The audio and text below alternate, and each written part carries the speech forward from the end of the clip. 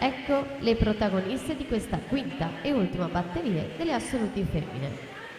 In corsia 1 Eva Speranza, alla 2 Giorgia Regruto Tomalino, alla 3 Sofia Panizzolo, alla 4 Martina Rombaldoni, in 5 Concetta Perroni, in 6 Martina Collodel, in 7 Elena Pavan, 8 Maria Sole Baldini.